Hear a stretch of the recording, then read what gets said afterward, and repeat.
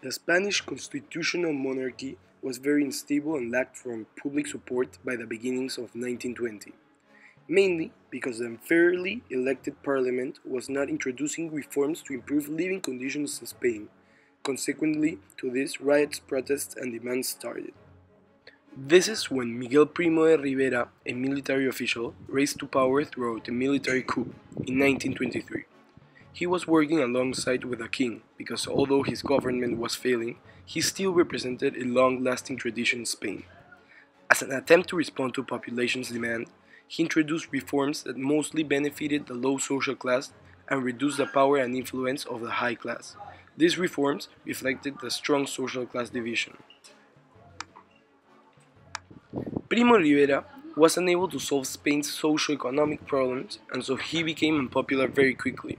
His dictatorship came to an end in 1931. It's here when Alfonso XIII responded with elections believing the monarchy would be re-established. However, population voted for a democratic government. The Spanish society was divided into two main parties, the left wing and the right wing.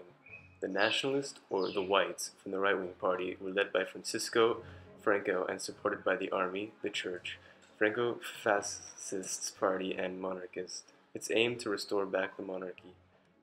The Republicans, or the Reds, from the left-wing party were led by Azana and were fully supported by the socialist and communist governments of USSR and Mexico.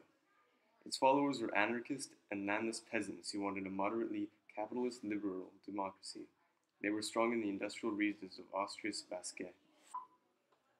Both sides were strongly supported by external powers. The main ones were the USSR, led by Stalin, aiding Republicans, and Mussolini and Hitler supporting the nationalists. The foreign intervention lengthened and intensified the war because the leaders mentioned previously saw the Spanish Civil War as an ideological battle among communism, fascism, and socialism. The Soviet Union, along with Mexico, were attempting to expand communism through Europe and wanted to stop the spread of fascism, while Hitler was using the war to test out the German new armament, who was starting to recover from the Treaty of Versailles. The war was on such international level that it became the world's center of attention, for which Mussolini saw the war as an opportunity to distract the League of Nations away from the Italian invasion in Ethiopia, that was being led by Mussolini and taking place during the Civil War. The long-term causes of the Civil War included socio-economic, army and church, and political instability. These led to a desire for change. The socio-economic problems consisted of two-thirds of Spain's population in poverty, starvation, child labor, and low wages. The army was resented by the Spanish population because of its violence and brutality. The church was very unpopular as they represented the upper class and emphasized the division of classes. The biggest factor was probably the political instability. Spain had been feuding about political structure since the 1820s. During the 1820s, Spain was going between an absolute monarchy and a constitutional monarchy.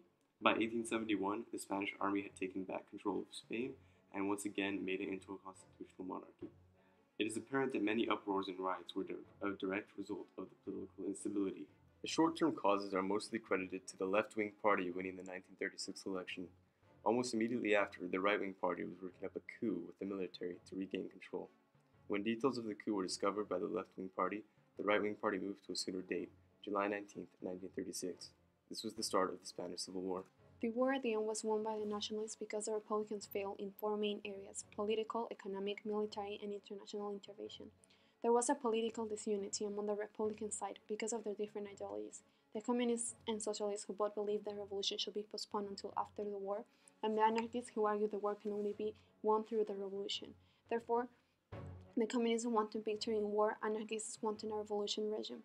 This meant they were not aiming a single goal, which made it harder to agree on things. The internal conflict reached such a point that the Republicans had a 4-day internal fight in Barcelona in 1937. The level of distrust in the Republican side brought consequences in the military aspect of the Civil War. For example, anarchists and communists will not work together with me commanding the armies. Further, due to the lack of communication and distrust, which caused inefficient performance. Another example are the Basques, an indigenous ethnic group who will not follow orders and will not permit their forces outside their own territory. This meant less military expansion, therefore this territory was covered and controlled by the Republicans. Their tactics relations was not good either. They would fight in a series of local battles instead of fighting with an overall campaign. and the support of all of air forces. On the other hand, the Republicans not only suffered from a political and military opponents, but also had an economic deficiency during the Civil War. The industrial and transportation areas controlled by the anarchists were taken over by workers' communities, who were not able to meet demands of the war, which led to a production decrease of 2/3 between 1937 and 1939. There were also food and primary resources shortages, which meant bad living conditions for the soldiers and the decline of public support. Finally, the foreign intervention from the USSR and Mexico was much less impactful than the international aid provided to the nationalists. As Soviet troops weren't sent to war, all the aircraft and tanks provided had to be later paid in 1938. The Soviets withdrew support in the brigade. After the war, the Spanish society was marked for eternity due to the social, economic, and political consequences. The human cost of the war included 500,000 deaths from all causes. Killing continued after the war as Franco launched terror campaigns to eradicate competition.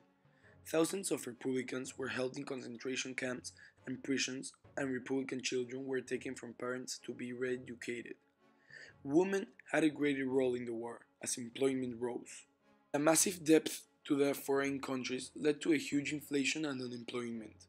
On the other hand, the infrastructure of Spain was destroyed after the war, the Guernica bombing being the strongest piece of evidence of the massive destruction that took place in the cities. Madrid's communication systems needs rebuilding. The agricultural production was inefficient and ineffective, which ended up bringing a devastating famine in 1946. Franco Francisco started his dictatorship of 40 years. He declared the country safe of communism and began wide terror in order to destroy all other traces, which involved the murder of thousands of Spanish. Franco suppressed and removed any political oppositions to create a totalitarian environment. In Franco's government, the country became frozen in time, as no modernization took place for 36 years.